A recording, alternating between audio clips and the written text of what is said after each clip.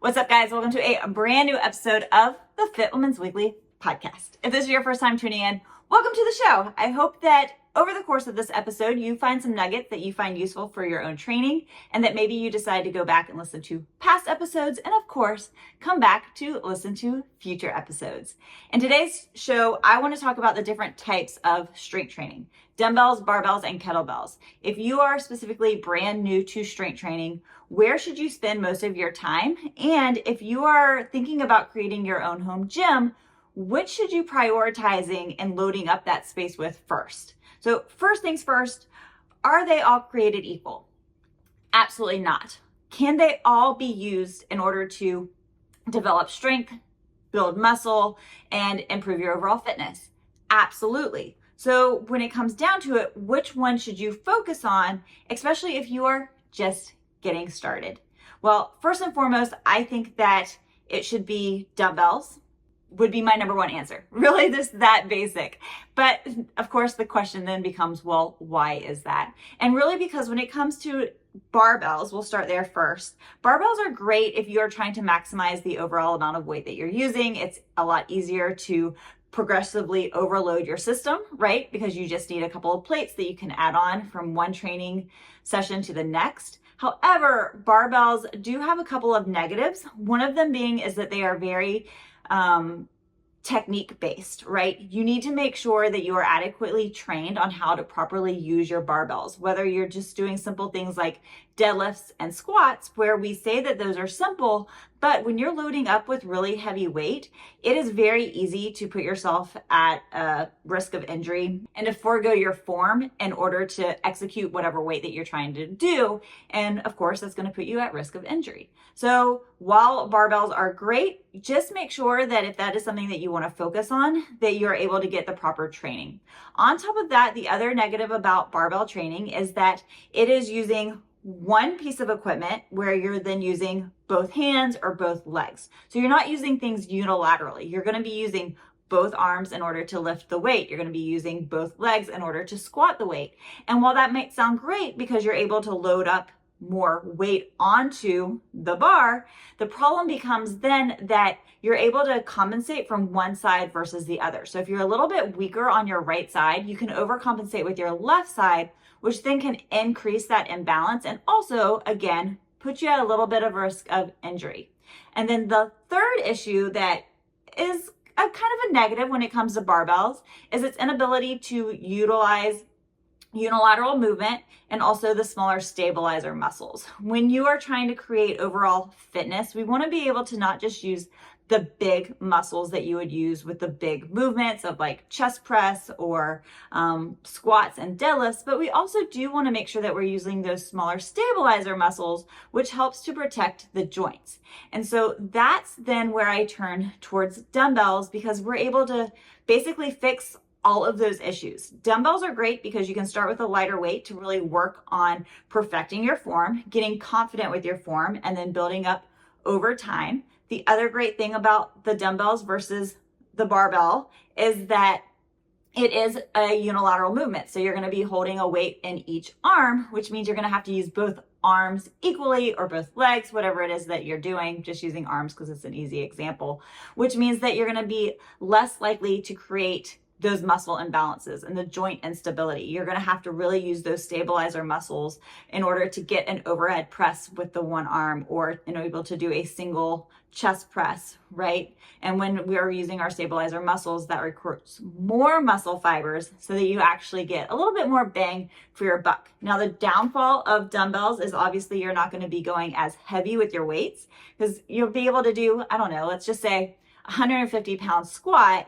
With a barbell, you're not going to be able to do that necessarily with a dumbbell, but that doesn't mean that you still can't build overall fitness. And for a lot of people, if aesthetics is what you're going for, the dumbbell is going to help you achieve that a little bit more when it comes to more of that bodybuilding look.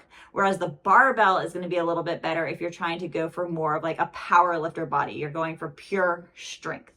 And then finally, then we want to throw in kettlebells. What are my thoughts on kettlebells? They absolutely have a place too, and it comes down to what is it that you really want to achieve with your fitness. I think that if you are just brand new to strength training, that dumbbells provide a great entryway to kind of figuring out, building those basics, getting your confidence up, and then kind of getting an idea of what it is that you love. If you love trying to go as heavy as you can, once you have a firm foundation built with your dumbbells, then maybe you can say, okay, now I'm ready to start getting more into the barbell world. I want to start getting more into Olympic lifting or powerlifting. If you're getting more confident with your dumbbells and go, I like the fast movements of exercises like fast snatches, then maybe kettlebells is where you want to go to next, because you're able to do more of that ballistic movement, which for me, I am all about the kettlebells. I've been doing kettlebells for over 10 years now. So of course they hold a special place in my heart, but I understand that that's not the case for everybody. But if you do love powerful, fast movements that are going to help burn out the muscles and give you a little bit of a cardio burn, then maybe kettlebells is where you want to go. And so kettlebells, what's kind of the pros and cons of that? Like a barbell, kettlebells also means that you need to practice technique. It is very technique focused. If you are not properly trained, you can put yourself up for risk of injury. But the great thing is, unlike barbells, you're not going to be going so heavy, so that they really are a tool for everybody. And because of the way that the kettlebell is created, where you have the bell, right? The main weight on the bottom, and then the way that the handle is shaped. The center of gravity is different than how it is with dumbbells, right? With a dumbbell, you can technically put it the middle of the handle on your finger and balance it if it were light. You can't do that same thing with a kettlebell. And so the difference between the two is that how I talked about how dumbbells, or I should say, as opposed to barbells, helps to work those smaller stabilizer muscles, kettlebells do that even more. You're going to get more core activation because the body has to work to really stabilize it, because it is off center of gravity. So you have to work a little bit harder with it. But you're also able to do ballistic movements, things like kettlebell swings, cleans, snatches with that fast hip hinge and that power movement where you're throwing it from one side to the next and you're tossing it around, which in of itself has some really great benefits too, not only in developing strength, but also building in your cardiovascular endurance. It is going to help build your core strength, your trunk strength. It's going to help increase your balance and also help you to improve your proprioception, or where your body is in space. As you're moving that kettlebell around, you need to be aware of where your body is while you're going to take action with that weight. Back to our original question, if I was just getting into strength training, where would I start? I would start with dumbbells. If I were then going to go from there, it comes down to what is it that you want to achieve. If it is just purely aesthetic purposes, you just want to get in, get out with your workouts, then maybe sticking with dumbbells is going to be the best option for you. If you really find this new love for strength training and you want to start moving outside of it and kind of see what else you can accomplish, then that kind of goes to open the doors of, do you want to go as heavy as you can and really zone in on a particular skill? Then maybe the barbell is going to be for you, and then you can start dividing it up, whether you want to go into powerlifting or Olympic lifting. And of course, both of those skills have place in just an everyday foundational strength program as well. But you really want to make sure it's what you enjoy doing. If you don't love doing it, you're not going to show up. And barbells are very, very expensive. You don't want to put the money towards it if you're not going to actually utilize it. Or if you want to be more explosive, you want to create more power, you really love the idea of getting that cardiovascular workout in at the same time as building some really solid strength, then maybe kettlebells are for you. And again, kettlebells aren't cheap. Unfortunately, weights just aren't cheap anymore.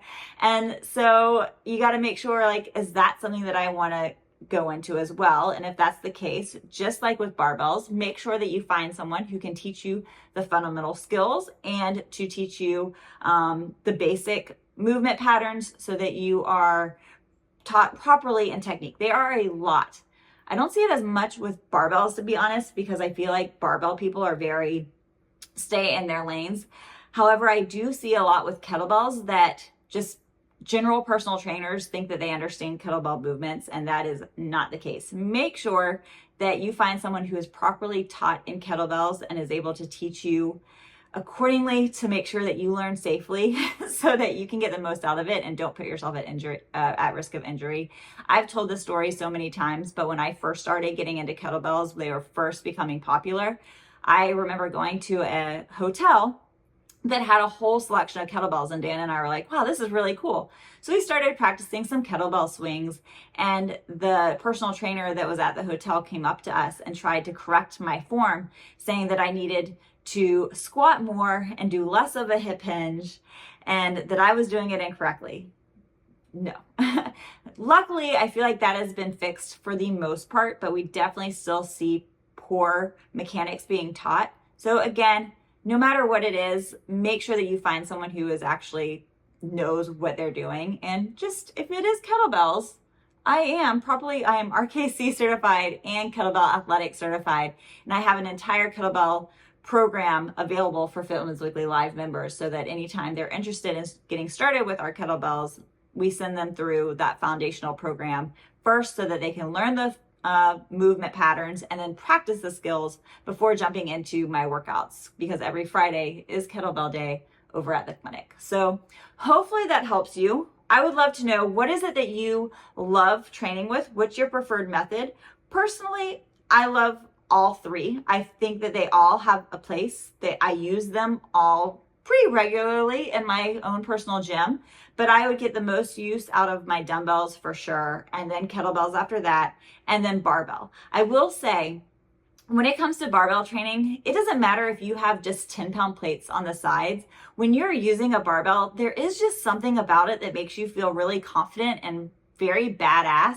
So that's one of its perks. But I also feel that the same way when I use my kettlebells too. When I'm doing certain skills, I'm like, man, this is so cool that I know how to do this and that I get to share this with people. So they both have a confidence boost that helps me to continue on with my fitness and drive a little bit of that passion. So hopefully you find the passion for you that keeps you going and sticking with your fitness and staying consistent. If you guys found this episode to be beneficial, I know this is a little bit on the shorter side, but I really did want to try to focus in on being like, this is what I want to cover. This is what we're going to talk about. If you found it useful, please make sure to give it a thumbs up if you're watching this on YouTube. Make sure to subscribe, whether you're listening to this on a podcast platform or over on YouTube, and leave a review or a comment. Now I got to go get my gym set up because I have a Fit Women's Weekly Live workout coming up. We are doing dumbbells. It is deload week, and I'm very excited about that. Bye, guys.